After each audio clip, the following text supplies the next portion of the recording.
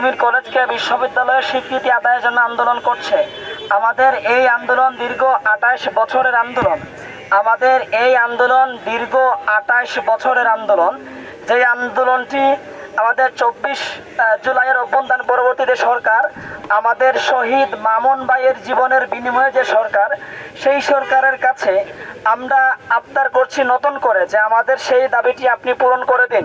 সেই দাবি আদায়ের জন্য আমাদের যথাযথ মাধ্যম ছিল, প্রত্যেকটি মাধ্যমে আমরা চেষ্টা করেছি। চেষ্টা করার পরে সেখান থেকে আমরা যথাযথ রেসপন্স না পেয়ে আমাদের সর্বশেষ কর্মসূচি হচ্ছে আমরণ অনশন কর্মসূচি। আপনারা জানেন গত 29 জানুয়ারি থেকে বিকাল 5টা থেকে আমাদের 6 জন শিক্ষার্থী আমরণ অনশন শুরু করেছিল। সেটা পরবর্তীতে গণ অনশনে পরিণত হয়। একই সাথে এই যে এখন পর্যন্ত আজকে 5ম দিন চলছে, 5ম দিনে এসেও রাষ্ট্রীয় কর্তৃপক্ষ এখন পর্যন্ত কোনো ধরনের শান্তিপূর্ণ বা প্রত্যাশিত রেসপন্স করে নাই। এতে করে যেটি হয়েছে, আমাদের কাছে কি আশঙ্কা তৈরি হয়েছে, সেই আশঙ্কাটা হচ্ছে আমাদের শহীদ মামুন ভাইয়ের জীবনের বিনিময়ে যে সরকার আমরা বসিয়েছি, সেই সরকার কি এইতে লাশের বিনিময়ে এসে রক্তের বিনিময়ে ক্ষমতায় আসার পরে মানুষের জীবন কি নর্মালাইজ করে ফেলছেন কিনা আমাদের সন্দেহের জায়গা।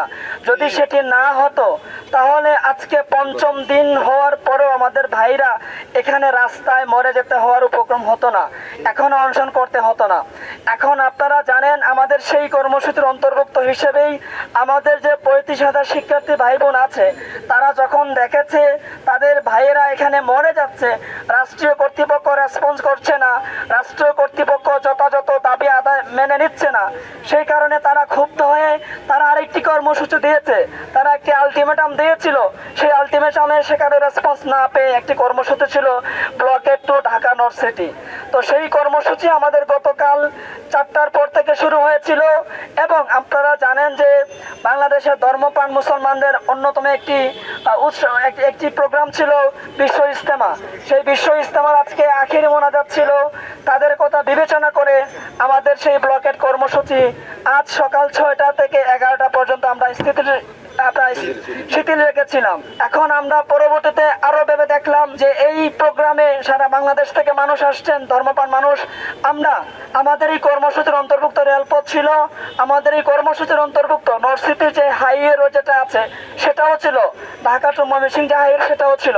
তাদের কথা বিবেচনা করে আজকের জন্য আমরা রেলপথ এবং যে ঢাকা ময়মনসিংহ হাইওয়ে রোড সেটা আমরা ব্লকেট থেকে আমরা উইথড্র করেছি আজকের জন্য, শুধু তাদের কথা বিবেচনা করে।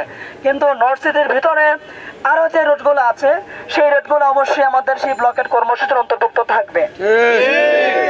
ভিতরে যতগুলো জোন আছে প্রত্যেকটাতেই আমাদের সুবিধা মতো আমরা কর্মসূচি বাস্তবায়ন করব। এই মুহূর্তে আমরা তিতুমির ক্যাম্পাসের সামনে থেকে শুরু করেছি, সেটা আমরা পর্যায়ক্রমে বৃদ্ধি করব।